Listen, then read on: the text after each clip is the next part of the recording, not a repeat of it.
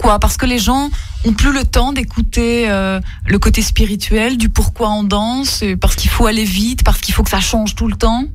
En fait, c'est même plus ça. C'est de pouvoir aller plus loin que ça. Ça veut dire de pouvoir aller en Europe, on va dire ça, ou pouvoir aller plus loin que ça. Ça veut dire que même dans les villages qui font la danse, qu'on doit les inviter, par exemple des fêtes en ville, ça veut dire que si on invite des gens qui viennent de villages différents, chacun, et c'est l'année prochaine, ils vont créer quelque chose de plus pour pouvoir aller plus loin que les autres. Ça veut dire que les costumes, en fait, ils portent plus vraiment des choses africains. J'essaie de changer un peu les costumes. J'essaie de faire la musique, ça change un peu. Donc tout, quoi. Même entre eux, donc déjà. Même en Afrique. Même l'Afrique, déjà, il y a l'influence déjà qui est ça. Parce que si tu aimerais qu'on vous invite encore une autre fois, il faut faire la différence, quoi. Donc c'est ça qui Est-ce que vous avez peur que les traditions soient en train de se perdre ? Vraiment ? Si. Ouais, on est en train de... Parce que moi, ce que j'ai appris, la danse africaine, c'était déjà influencé, c'était déjà changé. Parce que les gens qui nous ont enseigné aussi, eux aussi, ils ont évolué. Il y a des choses qui ont été évoluées avant même. Et donc aujourd'hui, moi, ce que j'enseigne aussi, ça a changé aussi. Il y a des choses ce que je donne, c'est pas, si je donne la danse africaine, c'est la danse africaine, mais il y a quelque chose de plus que j'ai ajouté, qui, si on retourne en Afrique, c'est différent que moi, ce que j'enseigne ici. Comment est-ce qu'on va sauver ces danses alors, Richard ? Pour moi, c'est de pouvoir être clair. Ça veut dire de faire une formation. Ça veut dire que peut-être je vais être un peu méchant de dire ça, parce que je trouve qu'il y a des gens aussi qui donnent des cours, en fait, qui sont obligés de donner des cours qui ne sont pas des vrais profs, des gens qui viennent de l'Afrique, peut-être je suis un peu trop... mais qui veulent pouvoir survivre. Oui. Bien sûr, ils ont eu à danser un peu, ils sont nés en Afrique, on est avec la danse. Si on est en Afrique, dans les villages, tu danses, il y a tous ces trucs-là. Et donc, arriver ici, il a une possibilité de pouvoir donner des cours, donc ça commence comme ça, entre guillemets, que les gens, ils donnent des cours. Et donc, aujourd'hui, on n'arrive pas à vraiment faire la différence entre des professionnels et des gens qui donnent des cours juste pour survivre. Et donc, on doit faire la différence entre ça et des gens vraiment qui veulent vivre de ça, ou qui c'est leur passion, qui font que ça. Donc, ça veut dire de pouvoir faire, de faire une formation, comme de trouver quelque chose qui est un diplôme ou quelque chose qui garantit la qualité, voilà, et de ne pas donner à la possibilité à tout le monde, quoi. La chose. Tonia, voilà, quoi. Encore une fois, on n'a pas entendu ce que vous vouliez dire. Oui, pardon. Oui, justement. Donc, il faut entamer la discussion, il faut professionnaliser la chose, et puis oui, il faut qu'entre nous aussi, qui sont là-dedans, et voilà aussi un peu cette idée de cette semaine, de discuter, de chercher aussi à se définir. C'est ce que je disais tout à l'heure, de bien aussi définir ce qu'on fait. Justement, par exemple, être vraiment conscient. Moi, je donne maintenant, ou la personne, elle propose une danse traditionnelle précisément de telle ethnie. Et après, il y a une autre personne qui enseigne ou qui fait des créations dans le style contemporain, afro-contemporain, ou bien justement ce que je disais avant, que pour moi, il y a cette troisième catégorie que j'appelle l'afro-danse. Je regarde toujours un peu Richard, parce qu'en fait, on se connaît encore pas autant.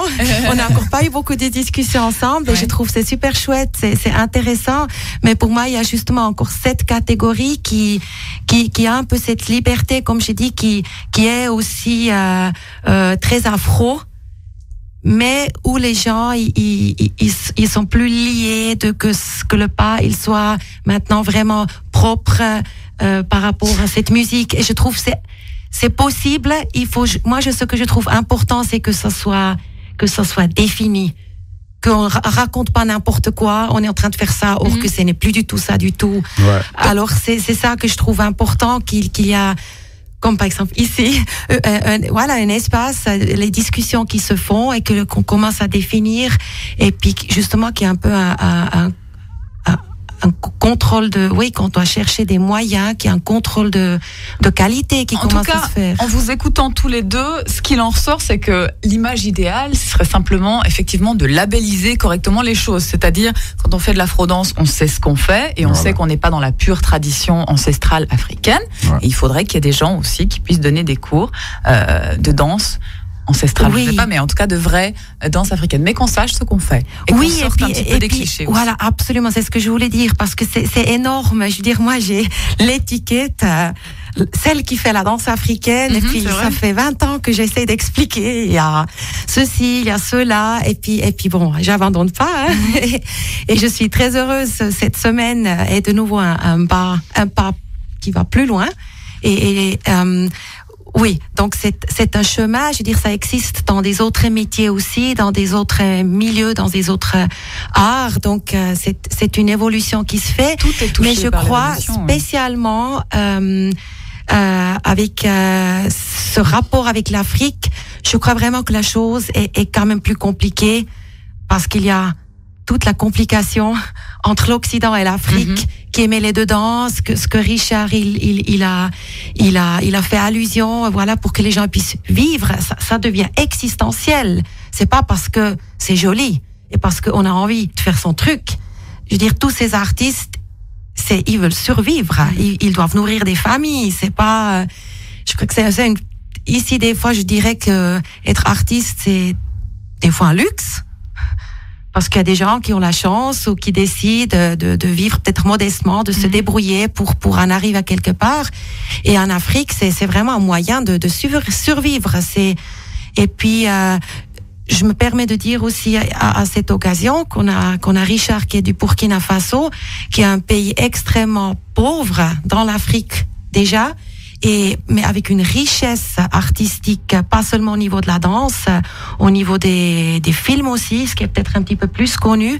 Et moi, je trouve ça extraordinaire qu'avec ces conditions précaires dans ce pays, que les gens, ils abandonnent pas, et puis que qu'il y a cette richesse artistique qui ne cesse de évoluer avec les moyens de bord.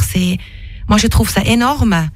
Et voilà, je trouve d'autant plus, je trouve que c'est un bon exemple de dire que ça mérite vraiment enfin une place, ça mérite qu'on dépasse ces clichés, et puis surtout, je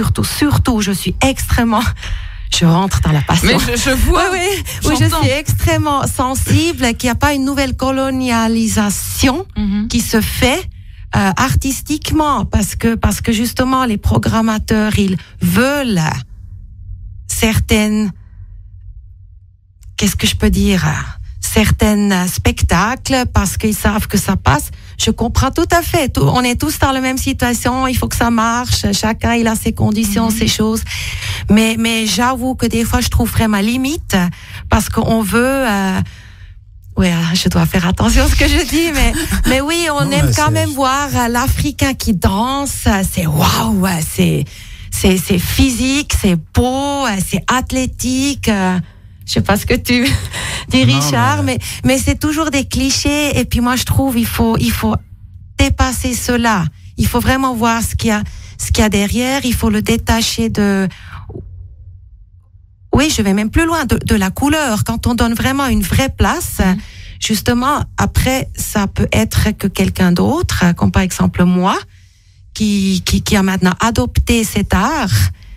Je suis aussi née dedans par hasard, même si je viens d'ici, mais que justement que parce que c'est un moyen d'expression que j'ai choisi, comme d'autres choisissent un autre, et je constate que oui, il y a des autres métiers, c'est beaucoup plus facile.